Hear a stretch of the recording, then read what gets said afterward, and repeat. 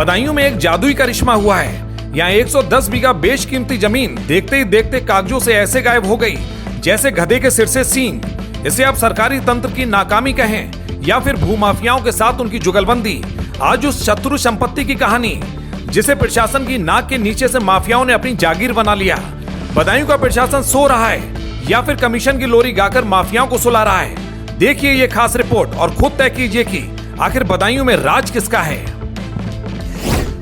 मामला बदायूं के कस्बा सैदपुर का है। भारत पाकिस्तान बंटवारे के वक्त महबूब अली खां पाकिस्तान जाकर बस गया।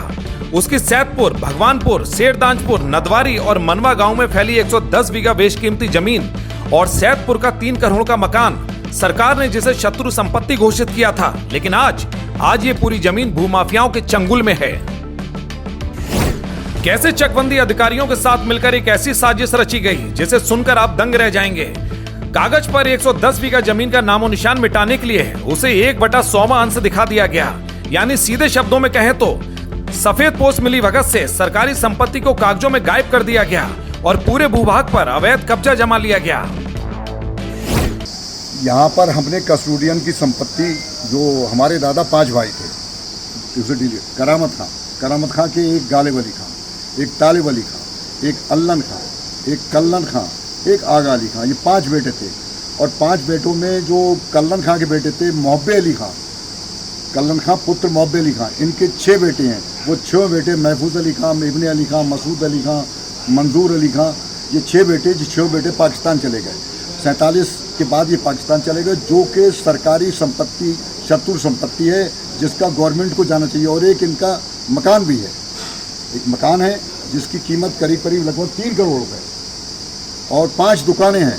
ये गवर्नमेंट की सब हानि हो रही है। उस मकान को शत्रु संपत्ति के कब्जे में शत्रु संपत्ति घोषित होना चाहिए और घोषित होने के बाद उसमें एक गौशाला बना दी जाए और एक स्टेडियम बना दिया जाए जनता के लिए, जनता के हित के लिए एक गौशाला और एक स्टेडियम, ये मेरी मांग है। और अगर स्टेडियम मेरे नाम से बनाए तो मैं 2-5 लाख रुपए और दे दूँ। हद तो तब हो गई जब इस काले कारनामे के खिलाफ शाहरुख खान और तौसीफ अली खान ने आवाज उठाई।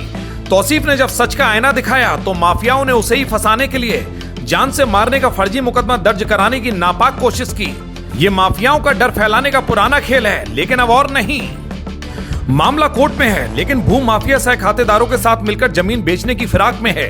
पीड़ित ने जिला अधिकारी बदायूं से मांग की है तत्काल मजिस्ट्रेट जांच हो। जब तक कोर्ट का फैसला न आ जाए तब तक खरीद फरोख्त और कब्जे पर रोक लगे। सवाल अब प्रशासन की नीयत पर है। क्या जिलाधिकारी बदायूं इन भूमाफियाओं का नकाब उतारेंगे या फिर ये संपत्ति हमेशा के लिए माफियाओं की तिजोरी में दफन हो जाएगी? जनता देख रही है और बदायूं का प्रशासन अब सवालों के घेरे में है। मेरे खानदान के कुछ लोग हैं जिन्होंने शत्रुघ्न, मेरे 5 दादा हैं मेरे खानदान के अंदर, जो एक पाकिस्तान चले गए हैं और उनका शत्रुघ्न सालों से दबाए हुए हैं साहब। मैंने डीएम साहब के यहाँ साहब डाला है उसे और मेरे बाप की संपत्ति सारी बेच ली है और मेरे घर पे तमाम ज़माने से ये जुल्म कर रहे हैं और उल्टी FIR हैं, थाने में रिपोर्टें करते हैं मेरे ऊपर, मुझे मारने की धमकी। मेरी माता जी हार्ट की पेशेंट है, 87 साल की उनकी उम्र, रोती हैं। मैं अकेला उनकी खिदमत करने वाला हूँ और मुझ पर उल्टा दबाव मैंने प्रशासन को दिए। गवर्नमेंट की संपत्ति गवर्नमेंट को लिख रहा हूँ मैं। मेरे बाप के काम नहीं है, किसी काम नहीं है, आज तक नहीं दी। सब ज़मीनों पे कब्जा कर लिया, चारों तरफ ज़मीनें बेच दी। 4-4, 5-5 बाप बदले हैं। किशोर अली खां बल्दियत है, मंजर अली का बेटा बना है, अफसर अली का बेटा बना है, कौसर अली का बेटा बना है साहब। सब संपत्ति इस तरीके से झूठी वसीयतें बना के और सब संपत्ति हमारी हड़प ली। एक संपत्ति संग्रामपुर की है जहाँ मेरी माता की बहन, तहरी बहन, जिनकी शादी होकर गई थी, वो लावलक थी, उनके औलाद नहीं पैदा हुई। उनके असली पोते हैं संग्रामपुर के अनवारुद्दीन के बेटे और मोहम्मद अहमद के बेटे अनवारुद्दीन के पोते, और बने हैं ये पोते उस संपत्ति में अनवारुद्दीन के। और ये हैं रफत के पोते, अफजाल, शब्बू अफजाल आफाक हैं रफत के पोते, बने हैं अनवारुद्दीन के पोते साहब। और सब जुल्म हम पे है साहब, सच कहना जुल्म है, इसलिए कि शत्रु संपत्ति गवर्नमेंट का माल हम गवर्नमेंट को दिलवा रहे हैं। अब गेंद बदायूं जिलाधिकारी के पाले में है। क्या वे इस सरकारी मिलीभगत के खेल को यहीं खत्म करेंगे या फिर चुप्पी साध कर भूमाफियाओं के इस अपराध को मौन सहमति देंगे? जिलाधिकारी महोदय, अब समय लीपापोती या फाइलों को ठंडे बस्ते में डालने का नहीं है। बदायूं की जनता आपसे मांग करती है कि इस पूरे मामले की तत्काल एक उच्च स्तरीय मजिस्ट्रेट जांच बैठाई जाए उन भ्रष्ट अधिकारियों के चेहरे बेनकाब हों जिन्होंने सरकारी संपत्ति को निजी तिजोरी में बदलने का पाप किया है।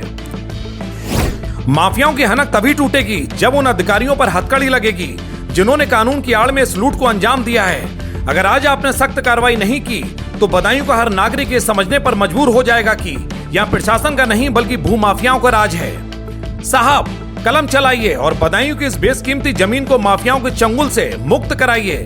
न्याय की उम्मीद बदायूं की जनता आपसे ही कर रही है। ब्यूरो रिपोर्ट, अमर प्रभात।